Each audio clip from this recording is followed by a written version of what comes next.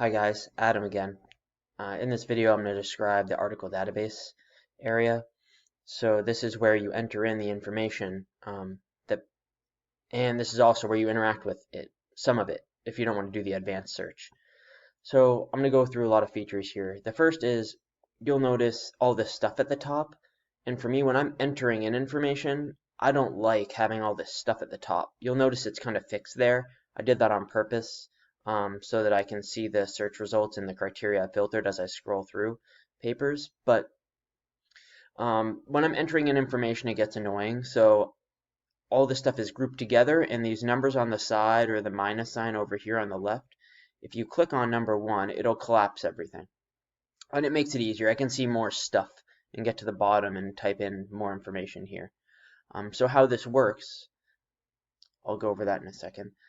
And I just uncollapsed it by clicking that. And you'll notice I'm collecting a lot of information here about each paper because it's helpful for me. And some of it is main information. That's the stuff that you see here. There's also other information that I think is relevant if I want to take a more in-depth look. And I have another one of these plus buttons here. And if I click it, it'll expand to those columns. So in these columns, I have like the mean age of the cohort, the number of subjects, some key metrics, a URL that if I were to click on it, it would bring me to the article website, and then some other stuff.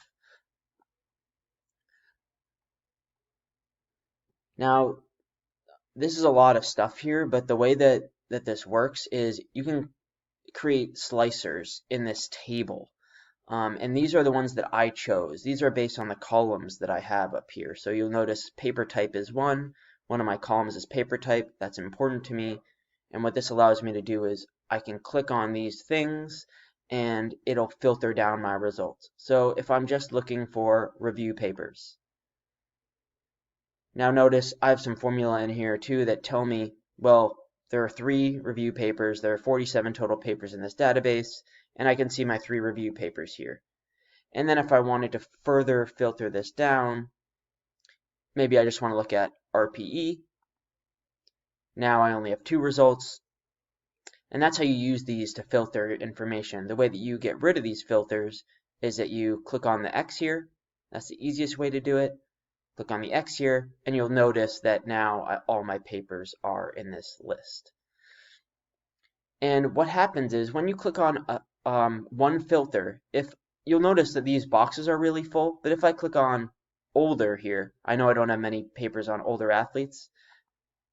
Notice how these boxes, there's not a lot left in these boxes. It automatically knows what other criteria is available to filter on. So that's why you'll see some things disappearing at times when you click on filters.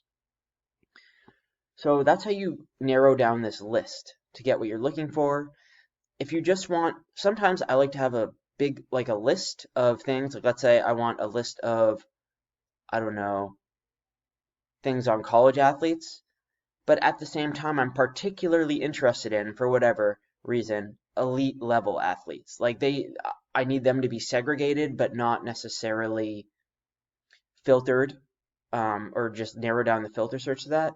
I have this thing called a highlighter here, and whatever text you type into these highlighters, it will highlight rows with that information in it. So I actually don't have level in my highlighters, so I can't do that.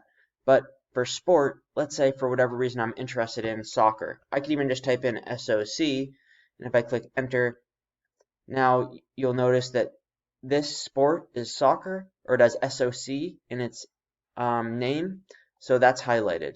And if I scroll down, here's another one with SOC, and another one. So my list still contains 30 entries, but now some of them are highlighted. And maybe I also want, for example, in the title, let's say, all right, I see the word asymmetry there. Any title that has the word asym in it, I'll click that. Now notice, all right, that has ASYM in it. That one probably does too. And now I'm just highlighting more stuff. And if I remove it, that highlight is gone. If I remove it, that highlight is gone. And now it's just a normal list. So that's how this works. You click on these things here to filter down your search, and